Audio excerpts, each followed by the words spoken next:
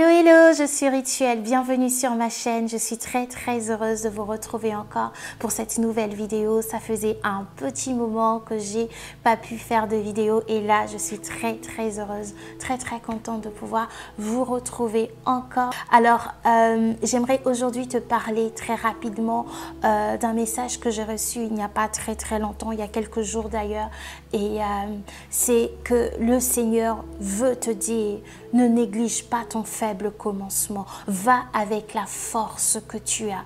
Tu es ce que Dieu dit que tu es et tu peux faire ce que Dieu dit que tu peux faire. Alors ne limite pas ta vie par rapport aux circonstances qui t'arrivent. Ne limite pas ta vie. Ne limite pas l'action de Dieu dans ta vie parce que jusqu'alors tu as connu de difficultés, tu as connu des problèmes, tu as connu de situations compliquées. Cela ne veut pas dire, cela ne te définit pas et cela n'est pas le reflet de ce que Dieu veut faire au travers de toi. La Bible dit dans Jérémie 29, il dit: car les projets que j'ai formés pour toi sont des projets de bonheur et non de malheur, afin de te donner un avenir et de l'espérance. Voilà les projets que Dieu a pour ta vie. Voilà les plans que Dieu a pour ta vie. Et ça veut dire aussi que même si à première vue une situation peut paraître difficile, peut paraître être une situation malheureuse,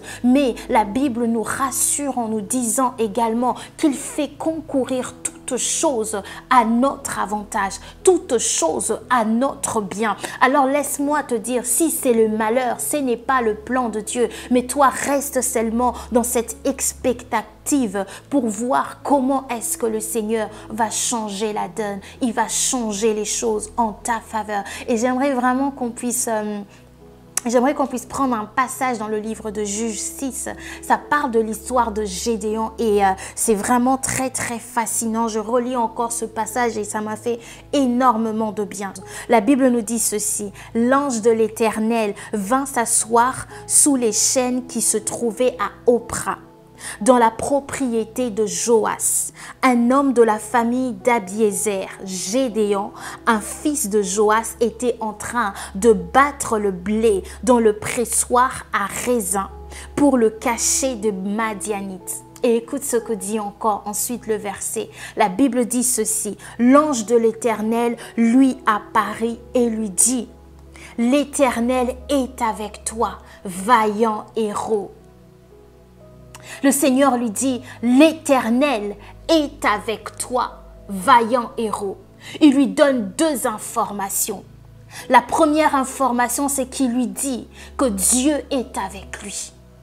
La deuxième information, et qui vient ensuite et qui pour moi est simplement la conséquence de la première, c'est qu'il appelle vaillant héros. Dieu, l'ange de l'Éternel, ne l'appelle pas par sa condition présente, par sa condition à ces moments-là. Il était en train de cacher les récoltes de blé pour pas que les Madianites puissent venir les prendre. Mais à ce moment-là, l'ange de l'Éternel lui dit: vaillant héros. Ça veut dire que indépendamment de ta situation actuelle, indépendamment de ce qui se passe actuellement, indépendamment de ce que tu es en train de faire, tu restes un héros. Même si tu es en train de cacher, de travailler pour cacher le blé, pour pas que tes adversaires, tes ennemis puissent les voler, pour pas que les ennemis du peuple de Dieu d'Israël puissent le voler, tu restes un héros. Et c'est qu'il te dit aujourd'hui, laisse-moi te dire ceci: le Seigneur ne t'appelle pas par rapport à ta condition présente, non, il appelle vaillant héros. Il a appelé Gédéon vaillant héros par rapport au potentiel qu'il avait mis en lui. Il ne l'a pas appelé par rapport à son passé, il l'a appelé par rapport à son futur, par rapport à ce qu'il avait déposé en lui et par rapport à ce qu'il voulait faire au travers de lui. Alors laisse-moi te dire, peu importe la situation dans laquelle laquelle tu te trouves, peu importe ton histoire, par où tu as commencé, les erreurs que tu as commises, les choses que tu aurais voulu ne pas avoir fait, les choses que tu aurais voulu ne pas avoir expérimentées. Laisse-moi te dire que tout cela fait partie du plan. J'aimerais te le rappeler en ce moment. Tu es ce que Dieu dit que tu es et tu peux faire ce que Dieu dit que tu peux faire. Et il y a pour moi une raison pour laquelle l'ange de l'Éternel commence à rappeler d'abord à Gédéon qu'il est un vaillant héros et que l'Éternel est avec lui, parce qu'il voulait d'abord que Gédéon puisse changer sa perspective, puisse changer sa manière de se voir, puisse se voir comme Dieu le voyait, puisse embrasser la vision que Dieu avait sur lui, parce que les circonstances peuvent t'emmener à croire le contraire. Les circonstances dans lesquelles il était, qui était même pas presque d'ailleurs, une situation d'oppression par les Madianites, pouvaient peut-être le faire douter. Mais là, il lui rappelle qui il est réellement, avant de se servir de lui à la dimension d'euro. Le Seigneur voulait que Gédéon comprenne qui il était, saisisse qui il était, accepte qui il était. Et ce qui est impressionnant, c'est que le verset qui suit, voilà la réponse de Gédéon. Il dit, Gédéon lui répondit, « De grâce, mon Seigneur, si l'Éternel est avec nous, pourquoi tant de malheurs s'abattent-ils sur nous ?» Tu te rends compte, là le Seigneur est en train de lui parler. Il est en train de lui dire, l'Éternel est avec toi, vaillant héros. Mais Gédéon, dans son esprit, Gédéon est en train de dire, mais si le Seigneur était avec nous, c'est comme si il a vraiment du mal à percevoir ça. Que Dieu s'adresse à lui, que Dieu lui parle, qu'il s'agit de lui et qu'il ne s'agit pas du peuple, qu'à ce moment-là précis, le Seigneur est en train de s'adresser à lui. Et peut-être que toi aussi, tu as du mal à percevoir cela. Tu as peut-être vécu des situations qui ont enlevé ta confiance en toi, qui t'ont emmené à douter que Dieu pouvait se servir de toi, que Dieu peut se servir de toi également. Laisse-moi te dire ce soir, il s'agit de toi. Il y a une chose particulière, des dons, des grâces, des talents, des potentiels que Dieu a mis dans ta vie.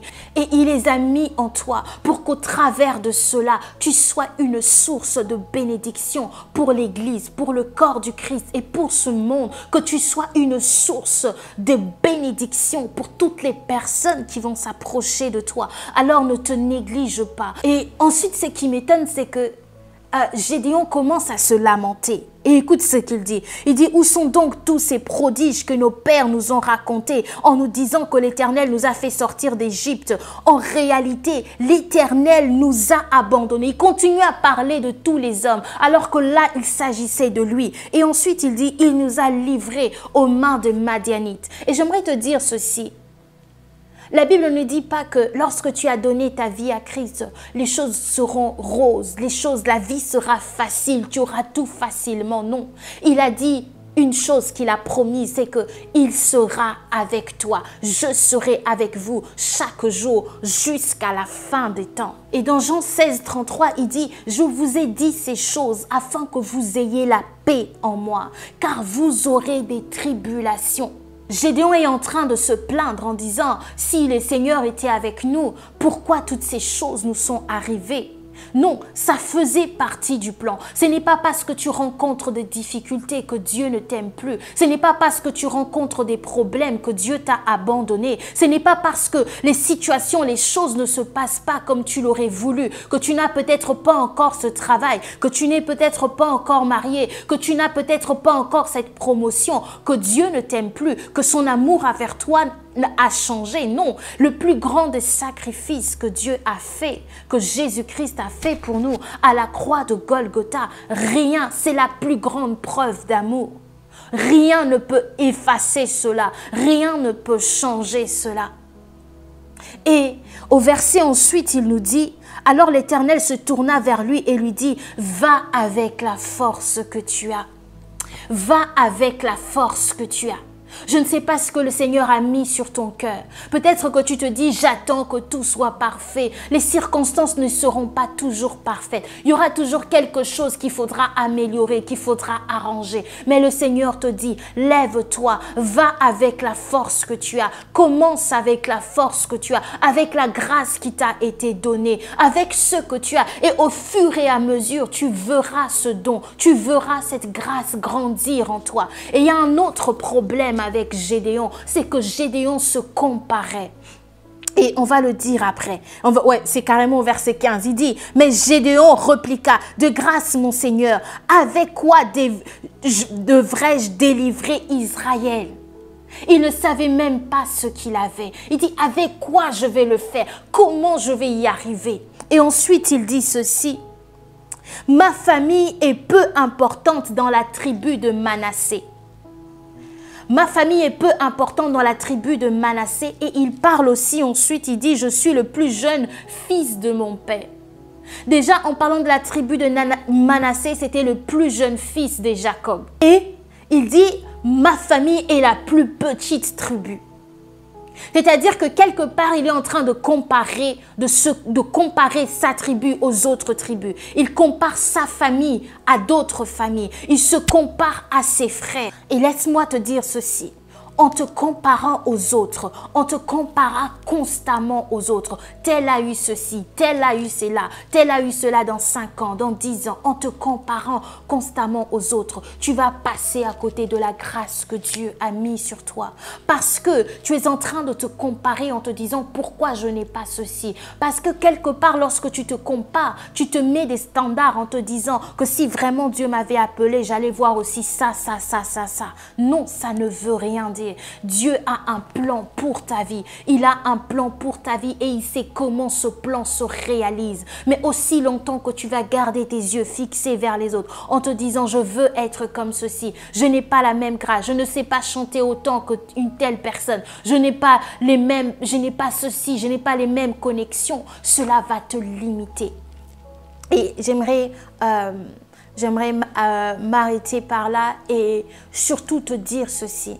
Le fait que tu n'aies pas confiance, le fait que tu doutes, que tu laisses le doute en toi, c'est une stratégie de l'ennemi pour t'empêcher d'être utilisé par Dieu au maximum de ton potentiel, au maximum de ce qu'il veut faire au travers de toi.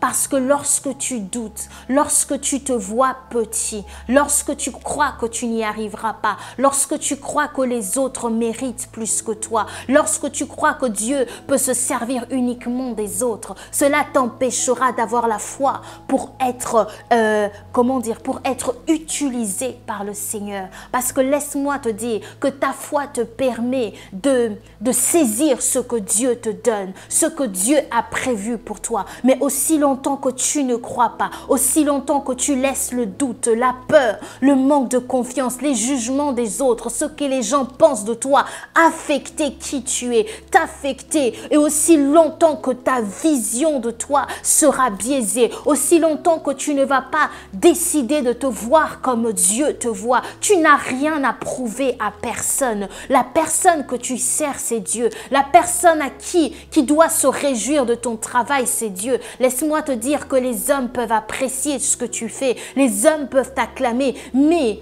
ça ne veut pas dire que Dieu t'acclame. Alors, si ton désir est de servir les hommes et de rechercher l'acclamation des hommes, alors attends d'être parfait pour pouvoir le faire, parce que sinon tu n'auras pas d'acclamation. Mais si ton désir est de servir Dieu et de plaire au Seigneur et de devenir cet homme, cette femme que Dieu t'appelle à devenir, alors va avec la force que tu as. Dispose-toi devant le Seigneur et dis-lui, Seigneur, me voici, utilise-moi comme tu le veux. Je vais m'arrêter par là.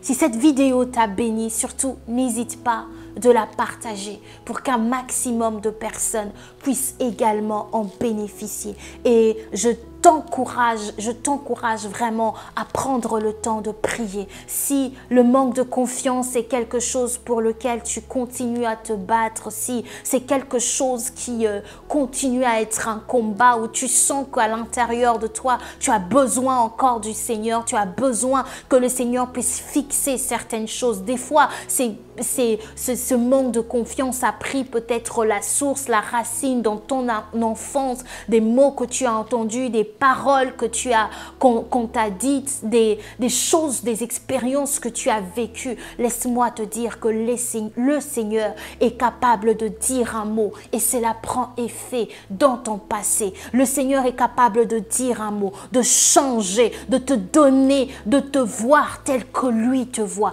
Il est capable de le faire. Il veut le faire. Et voilà pourquoi il a permis que tu écoutes ce message. Parce que il veut te donner, de te voir comme il te voit, afin qu'il puisse se servir de toi à cette dimension-là. Alors, j'aimerais vraiment t'encourager à prier, à demander au Seigneur de pouvoir t'aider.